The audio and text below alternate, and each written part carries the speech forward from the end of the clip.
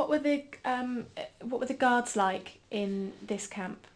Well, they weren't um, true military guards. They were, I suppose, the equivalent of the Home Guard or ex-servicemen that had been hurriedly recruited. They were too old or impaired.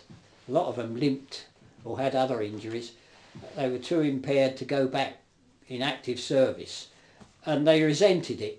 They didn't like the idea of being prisoners, you know, looking after prisoners. So, in some instances, they used to take it out on the lads, you know, if they felt mean, and most of the time they were grumpy and mean. They were on short rations.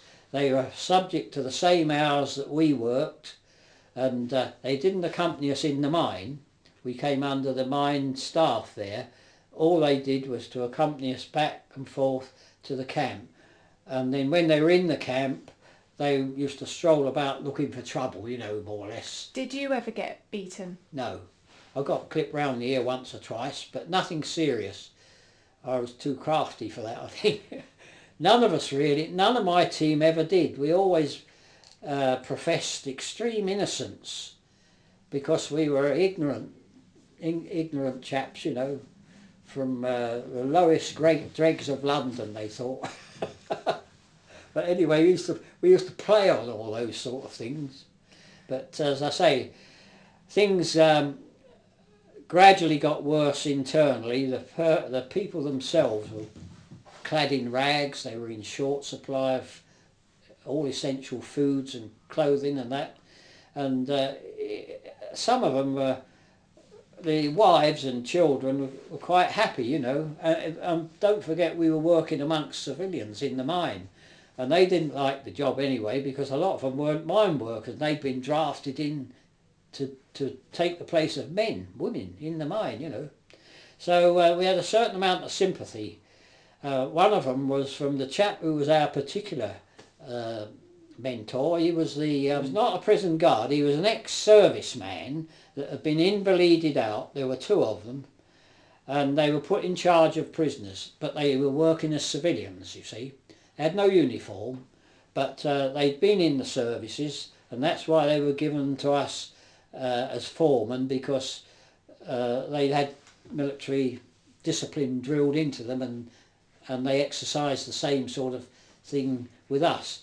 But we could tell from the start that this chap wasn't always all that keen on the job, looking after prisoners, and his wife, who was equally considerate, from time to time she used to smuggle a rice cake or something, some little thing in, you know. Not a lot, but it's a gesture to say that she was sorry for us, I suppose. Now, if she'd have been caught, one of the mine deputies or his cronies would have beaten her up, beaten her unconscious, just for supplying us prisoners with food against regulations. But she still persisted in doing it. And by the same token, this chap was more lenient than the other foremen and guards.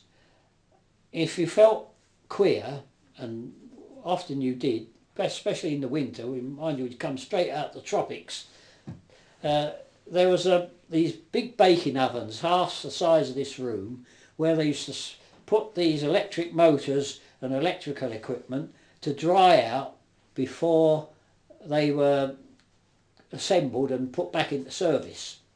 And it was not overheated in there. I suppose they kept at a temperature of about 70 degrees. But in the winter there, which used to go to about 5 degrees below, that was a haven. Now, the first thing this chap used to say, before we started work, he'd say, all bento in the oven. And we'd put it in there to keep warm. The other poor blokes working outside on the surface or elsewhere, they'd have to eat it stone cold, out in the open. If you didn't feel well or peculiar, and if you'd had malaria like I had, you got a repercussion of it in the winter when you got the cold weather. And he'd say, he'd look around, nobody about, just go and sit down there for an hour or so till you feel all right, you know.